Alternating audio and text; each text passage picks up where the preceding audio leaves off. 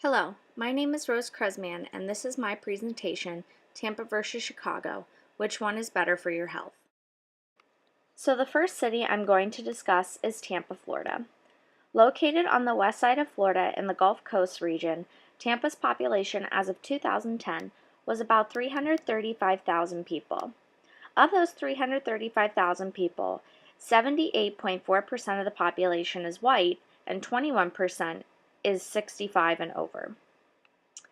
Although this town is known as a popular tourist destination due to its comfortable Floridian weather, this major port of Florida also holds the MacDill Air Force Base, which is home to U.S. Central Command, as well as home to 6 Major League Baseball spring training camps.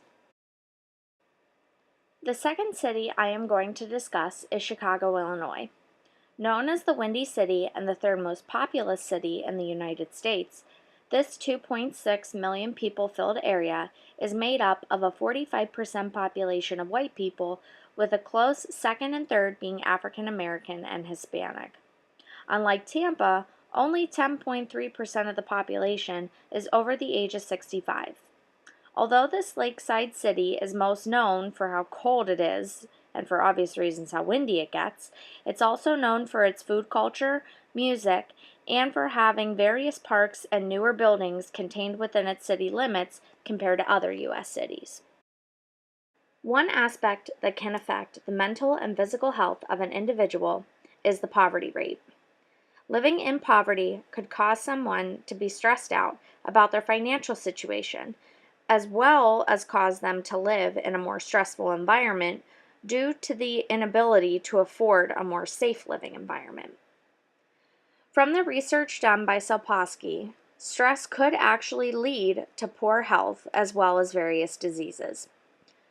Both cities, surprisingly enough, have a similar poverty rate according to the U.S. Census. However, Chicago by numbers has more than 4 times the amount of people living in poverty.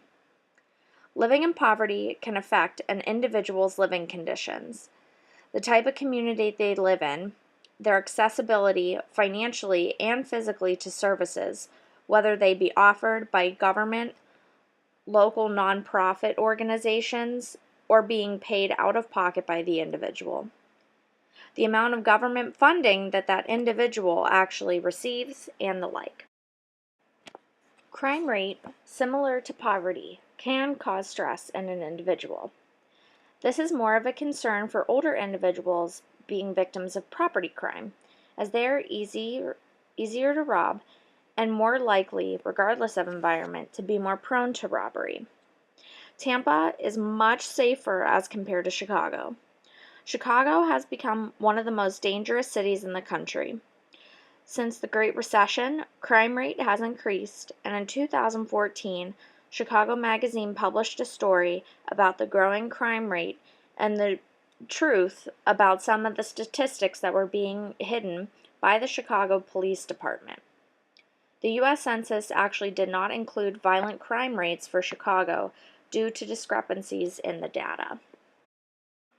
So the article I found was entitled Poverty and Biological Risk: The Early Aging of the Poor.